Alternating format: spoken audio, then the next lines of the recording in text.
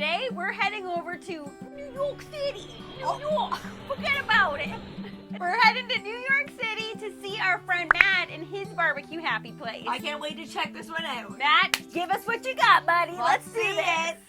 Well, hello. Cheers from New York City once again. Welcome to my BBQ Happy Place, or the beginning of my BBQ Happy Place.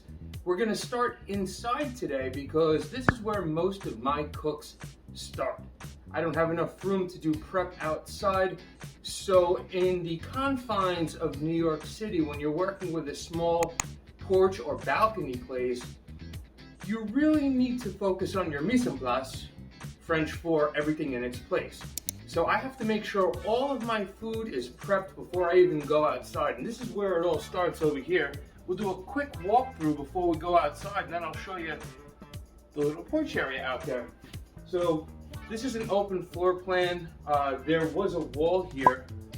It is no longer, so my living room is right here. And then this is my prep space. Got this beautiful countertop piece. This is actually freestanding, but there's a lot on here. My cutting boards, my knife block, my pantry, which is just an exposed pantry, an old pan full of utensils that if you can't find it in there, they probably don't make it. I think I even have a cherry pitter somewhere in that pot of stuff. And then once I pull the camera, we'll do a little walkthrough and then we'll go outside. I do have pegboards down here. You can kind of see the top right here. The pegboards help me organize and just utilize the space as best as I can. So then back over here, this is where I'd be prepping. And then I got my counter, my sink, my indoor stove, and all that back here. So I'm gonna flip the camera around real quick. Give me a second and we'll do a quick walkthrough and then we'll hang it outside. Okay, first things first, super cute kitchen. Yes, cute, Okay. and just looking at it, you can tell that thing is full of functionality. Yeah, if you look closely, he thought of every single area that he could put something that is made to make his life easier when he's cooking in the kitchen. Okay, one thing I'd like to note that I noticed that you don't see anymore. Guess what I'm about to say. If you get this, points to Kiki. The pot? What? The pot that holds utensils? No, oh no, I did love that because also that is functionality Yes. too. You can use the pot and it's doing double duty. Yeah. No, what I was gonna say, magnets on the fridge. Yes.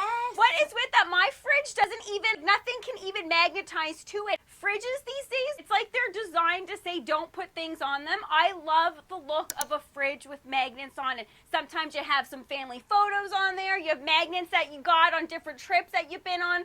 I noticed that right off the bat and I loved it. Yep, I love that too. That is very cool. Props to you, Matt. I think Matt's taking us behind his freestanding counter, so let's dive a little deeper. Okay, let's see what's going on back here.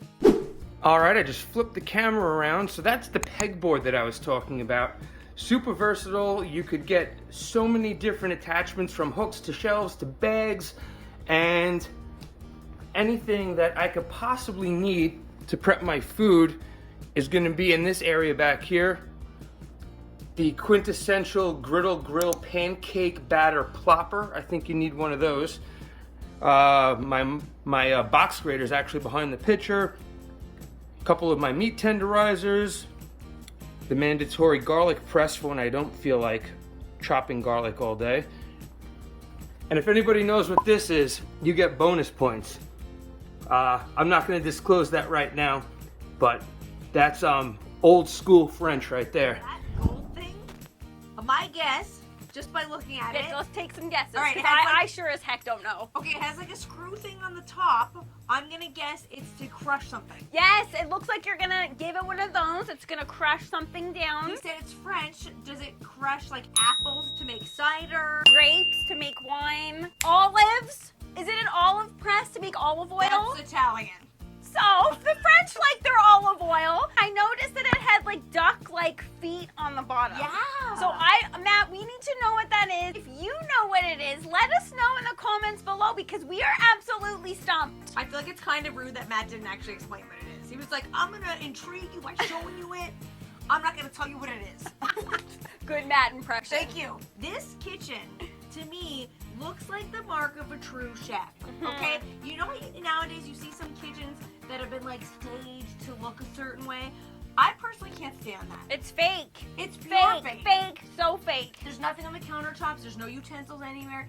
My guess is either it's meant to look that way to look like Pinterest pretty, or the person who lives there doesn't do any cooking. I think 9 times out of 10 it's that. Because Matt's kitchen, that to me looks like someone who does a lot of cooking. He has all his stuff at the ready for whenever he needs it. So impressed so far, Matt. Let's keep it moving. Yeah. My big barrel of fun up here, and this is where I prep everything. Behind the pegboards on this side, all storage. You can see my Dutch oven down there, a lot of baking supplies, and larger pans, serving dishes, and whatnot are all stored down here. 3 drawers of storage. One of them is a junk drawer, I'm not gonna lie.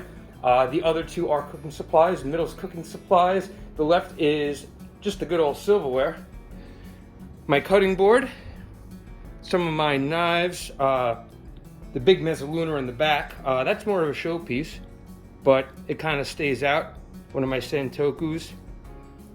The Yeti, which I'm sipping out of currently. My knife block, that's my cooking journal, which is pretty cool because I don't really follow recipes, but when I come up with something that I like, I tend to take notes. I have some of my homemade rubs in there, and a couple of other recipes. Speaking of rubs, a little shout out to Uncle Steve. And I'm gonna squeeze behind the TV. This is how you utilize space in a small New York City apartment. Because I could reach it from the kitchen, but it's behind my TV. This is all my barware, and I could reach it right from here. Right next to my knife block, there's my big boy kitchen, Cuisinart, excuse me. The small guy's the KitchenAid. I actually just used it, so it's in the drain pan. Prep bowls, strainers, a whole shelf of hot sauce. The Valentina, shout out to anybody who knows the Valentina. The tagine down here. I use hooks, let me back up, so I could hang strainers, cookware. I have a sauce pot, fry pans, and a saute pan all down there. That corner, to some, it might look like your standard everyday little corner. Matt has utilized a thin and narrow shelf to stack all of his things. I think that's super cool, again, because you can see it all out there. And also something that I did note is Matt is a gentleman that likes to carry his hot sauces in his pantry. There's like talk about, should it be in the fridge? Should it be in the pantry? Matt's going with the pantry. I want to know, what do you go with? Are you a fridge person for your items like that, or are you a pantry person? The fact that he uses up the space behind the TV. Yeah, that is a power move, because Absolute genius. not only can you see it, Matt is talking about accessibility. He can just reach over and easily get those items for himself out into the kitchen. It's like a little secret bar nook. And I love that he has on display that big knife that's just on his counter, because if you look... He said that's a showpiece. Yes, and if you look just beyond his kitchen, that's where his living room is. If he's cooking in the kitchen, he has people over and they're sitting in the living room. I like the flow he's got going on. We like to talk sometimes about what people smell like or what their places would smell like. I'm getting like a chocolate chip cookie vibe here. Yes, I can tell. But he didn't mention he's got a sauce pot. True, maybe he's got a pot of sauce on the stove. Maybe Let's he's check. making some spaghetti and over there. Who knows? Even up here, over the stove, found those cool hooks. I have my big boy DeBauer carbon steel pan. Only working on a 24-inch stove in here. That's about a 30-year-old Lodge cast iron that you could still see the glisten in. Maddie and Kiki, you know who those bowls are for. Again, utilizing space. Keep the stuff that I use often right out here. These are all the squeeze bottles. I have just the water squeeze bottle, my grapeseed oil, my extra virgin olive oil. This is actually, I make my own homemade New York City style pizzeria Italian dressing. That's hiding in there. And of course, Mr. Whisk. And that's it. This is the indoor space. Gotta have a sriracha coffee mug. So I am going to pause us once again, and we're gonna take a quick walk outside and I'll show you the rest of the griddle space. Stand by. Okay, that stove is so cool. That's Yes. all you need. I love that tiny stove. It's cute. It does the job. He can do anything on the top and the bottom in there. That is really all you need. I did notice he had an extra cool ladle up there. Yeah! That is a ladle of somebody who cooks. So that, to me, if you look closely, you would scoop something up like a soup or a stock, and then if you tip it to one side, it's got like a little strainer built in. So if you are making stock, it's going to hold all the goodies inside and strain the broth out. That is not a typical foodie. That's someone like next level cooking. Yeah. We always like to say it's the chef that counts. It's not about the equipment. It's not about the size of the kitchen. It's about if you have the desire and passion and love for making food. And clearly, Matt, you have that. Yeah. Also, extra bonus points for having of the 2 bowls for Louie and Leo. Oh my goodness, Louie and Leo. You know how to speak our language? That is the cutest thing ever that he's got 2 cats in this apartment too. So we've seen Matt's prep area, we've seen his kitchen, we've seen his adorable little apartment, but I want to get to the good stuff. Let's go outside and see what Matt's BBQ Happy Place looks like. So, as you saw when I introduced myself, I am working on a Camp Chef 600. The area over here is so tight that I actually had to pull the left side handle off so it fit in the space that I'm utilizing. The 3-foot tall obligatory do nothing ceramic pepper. Got to decorate a little bit, right? I try to store as little as I can outdoors. I got my sandwich taco maker out here, and then I keep a Rubbermaid container underneath with the basics.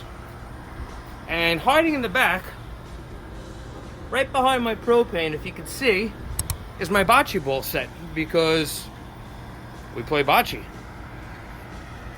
The container underneath over there, that's the Nerf gun set for the nephews. Never did I ever think I'd see in a BBQ Happy Place a Nerf gun set and a bocce ball set. And I absolutely love the obligatory do nothing pepper. That's my favorite part so far. And once again, Matt really knows how to utilize his zone. The fact that he had to take off a handle to make that fit, that is dedication. Some people might look at that and be like, it's not gonna fit in my BBQ Happy Place. Or if you're like Matt, you might look at that and be like, what kind of little minor adjustments could I do to get this into my space? My little pop-up chairs, so I can relax out here. Gotta have the big igloo cooler. My BMX bike, which I'll still use around the neighborhood, and I won a New York State gold medal on that thing. Been racing bikes for probably 30 years, hence my username. And that's it. So not a ton of space, which is why I said I do a lot of prep indoors. There's no place to work with a cutting board out here. I do have this big long brick ledge over here that I could bring all my prep bowls out. That's usually what I do. I bring all my prep bowls out and I line them up right across here. I can't even fit a folding table out here. So it's the brick ledge and it's the 2 ends of the Camp Chef. And then as I come around, I have the little table next to my seating area. And that's that. And that's really for cocktails. So that's the outdoor part of my BBQ Happy Space. I hope you guys like it. Sending love from New York City, and take care. How New York is this? Matt is shooting a video talking about his BBQ Happy Place. There are people in the perimeter and they couldn't care less. They're like some guys just talking to a camera over there. I don't care, I'm from New York. I'm too cool for that. Also, how the heck old is Matt? He's saying he's been BMX biking for 30 years. The guy looks like he's 30. Yeah, he totally does. I don't believe that, Matt. Diapers on the BMX bike maybe, Matt? That's what I'm thinking. Now, having seen Matt's space indoors and outdoors, I can totally see how this would bring Matt so much joy, because a BBQ Happy Place does not have to be big. It does not have to be extravagant. He's got everything he needs to create the perfect zone. I can definitely picture Matt out there hanging with Leo and Louie, his little 2 kitty cats, and I can even picture being welcomed onto this porch as well, kicking back with a cocktail. Matt's got himself a cocktail table. I like that specific table dedicated for cocktails. I can see sitting on this porch, taking in the sights and sounds of New York City and just enjoying it. Thank you so much, Matt, for having us over and letting us see your barbecue happy place. Now we can say 2 Canadian girls have traveled all the way to New York. I wonder where we're heading next, honey. I know, me too. If you're still looking for more barbecue happy place vibes, check out our friend Kathy's Barbecue Happy Place in Michigan, and she shares with us how she reconfigures her barbecue happy place specifically for winter grilling. Check it out.